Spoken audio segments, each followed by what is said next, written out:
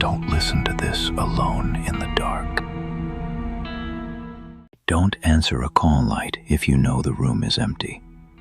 If the button goes off and no one's assigned to that bed, don't step inside. Tonight's story: if the call button lights up in an empty room, don't answer, starts now. I was halfway through my night shift when the floor finally went quiet.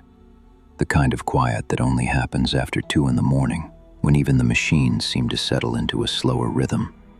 And I remember standing at the nurse's station, staring at the board, checking rooms, checking names, just making sure everything matched. Because on nights like that, you don't trust the silence. You double-check it, and everything was normal. Every occupied bed marked, every empty one cleared, nothing out of place, just the soft hum of monitors and the low buzz from the overhead lights that never fully turn off. And I told myself it was going to be an easy stretch, just rounds, charting, and waiting for morning. The first time I saw the call light, it didn't even register as wrong right away. Just a small red glow blinking on the panel, room 312. And I glanced at it automatically, already stepping toward the hallway before my brain caught up with what I was seeing. Because 312 wasn't supposed to be active. It had been cleared hours ago. I was the one who signed it off after they transferred the patient downstairs. I remember the bed stripped, the sheets folded, the monitors unplugged, everything reset for the next admission. And I stopped mid-step, staring at that blinking light, feeling something tighten in my chest, because there was no one in that room to press the button. Maybe they moved someone in early. I said it out loud just to hear a reason, but the board hadn't changed. No new names, no updates, nothing that would explain it. And I stood there for a few seconds longer than I should have, just watching the light blink, steady, patient, like it wasn't going anywhere, like it knew I'd have to deal with it eventually. And then it stopped, just cut off, leaving the panel blank again, and the hallway went back to that quiet hum, like nothing had happened. I told myself it was a glitch, something with the wiring or the system resetting, and I went back to the desk, sat down, tried to focus on charting. But I kept looking up at the panel every few seconds, waiting to see it again.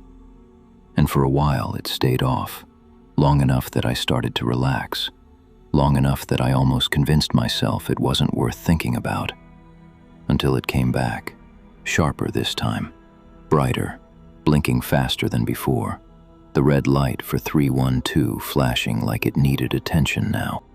No, that's not right. I pushed my chair back and stood up, my eyes fixed on the panel. Because this time it didn't feel like a glitch. It felt deliberate, like something was calling, and I knew I should check it. That's what you do. You respond. You don't ignore a call light. But my feet didn't move right away. There was this hesitation, this pressure building in my chest, like something was telling me not to go down that hallway. And I forced myself forward anyway, one step at a time, because leaving it wasn't an option. The hallway to 312 felt longer than usual, the overhead lights flickering just enough to make the shadows shift along the walls, and I could hear the faint echo of my own footsteps, too loud in the silence. And as I got closer, I noticed the door to 312 was slightly open, just a few inches, enough to let a thin line of darkness spill out into the hall, and the call light above the door was still blinking, steady now, not fast, not slow, just waiting. Hello? My voice didn't carry the way it usually does. It felt like it got swallowed by the hallway before it reached the door, and I stopped just outside the room, my hand hovering near the handle, because I remembered exactly how I left it. Lights off, bed empty, nothing inside, and something about that small gap in the door felt wrong, like it hadn't been opened from the outside. The sound came from inside the room, low and wet, not loud but close, too close, like it was just on the other side of that door. and my hand froze midair, my breath catching in my throat, because that wasn't a patient sound. It wasn't anything I'd ever heard on this floor, and for a second I just stood there, listening, waiting for it to happen again. It came again, heavier this time, dragging through the air like something was pulling breath through a throat that didn't work right. And I felt my stomach drop, my body telling me to step back, to walk away, to leave the door exactly where it was. But the call light was still blinking above me, steady, insistent, and I couldn't just ignore it. "I'm coming in." I don't know why I said it. There was no one who should have been listening. But it felt wrong to open that door without saying something, like whatever was inside needed to hear me first. And I pushed the door open slowly, just enough to see inside, just enough to confirm what I already knew, that the room was empty. But it wasn't.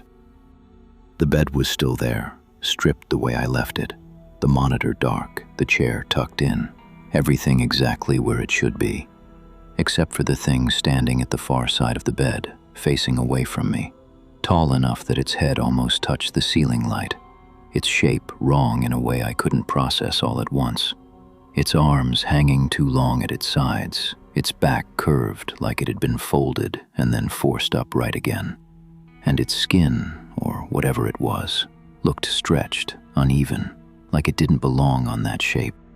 I didn't move. I didn't speak.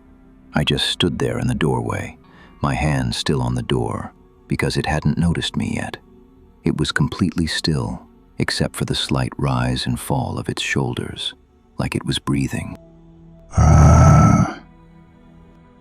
The sound came from it, deep in its chest, vibrating through the room.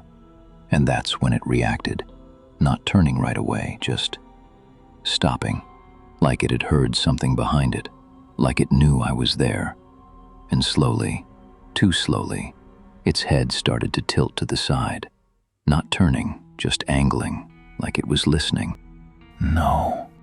The word slipped out before I could stop it, and the moment it did, the thing's head snapped the rest of the way around, faster than anything that size should move, and I saw its face, or what passed for one, eyes set too wide, too dark, fixed directly on me, and a mouth that hung open just enough to show something moving inside, something that didn't match the rest of it. I stumbled back, my hand slipping off the door as I tried to pull away. But the door didn't swing closed, it stayed open, like something was holding it from the inside. And the call light above me started blinking faster, erratic now, almost frantic, as the thing took a step forward, its movements uneven, like it wasn't used to walking. "Stay back!" I don't know who I was yelling at. It didn't stop, it didn't hesitate. It just kept moving, one slow step after another, its eyes locked on me, and I turned and ran, my footsteps echoing down the hallway, louder than before, my breath coming fast, too fast, as I headed back toward the nurse's station. The lights above me flickered again, harder this time, the hallway dimming in uneven pulses, and I could hear it behind me now. Closer than it should have been. I didn't look back. I just kept running, my mind trying to make sense of how something that big could move that fast without making more noise, without alerting anyone else. But the floor was still silent. No alarms, no voices, just me and that sound following me down the hall. I reached the nurse's station and slammed my hands against the counter, trying to catch my breath, trying to think. But when I looked up at the panel, every single call light was off. Except one, room 312, still blinking. No, I left it. I turned slowly, my eyes moving back toward the hallway, expecting to see it coming around the corner. But the hallway was empty, completely still, like nothing had ever been there. And for a second, just a second, I thought maybe it hadn't followed me. Maybe it was still in the room. Maybe I had time to. The sound came from right behind me, not down the hall, not in the room, right behind me. My body locked up, every muscle going tight at once, and I felt it before I saw it. That presence, that weight in the air, like something was standing just inches away, and I turned my head slowly, not all the way, just enough to see the edge of it in my peripheral vision. That same stretched shape, that same wrong posture, standing at the counter with me. It hadn't followed me. It had been there before I got back. I tried to move, to step away, but my legs wouldn't listen, and I could feel its head lowering, coming closer to mine, like it was trying to see me from a different angle, like it was studying me. And the call light for 312 kept blinking on the panel in front of me. Steady again. Calm. Please. I didn't even know what I was asking for, because nothing about it felt like it was going to stop. Nothing about it felt like it even understood what I was saying. And slowly, its hand, if it was a hand, lifted from its side, long fingers extending toward the panel, hovering over the blinking light. And then it pressed it. The light went solid. No blinking. No call. Just on. And I understood. It wasn't calling for help. It was calling me. If you're listening to this, you already know what it sounds like when a call light goes off in the middle of the night. And if you ever see one blinking from a room you know is empty, don't assume it's a mistake, because it might already be standing behind you. If you have a horror story of your own, please feel free to drop it in the comment section. You never know. The next story could be yours. Subscribe to the Vault so you don't miss what comes next.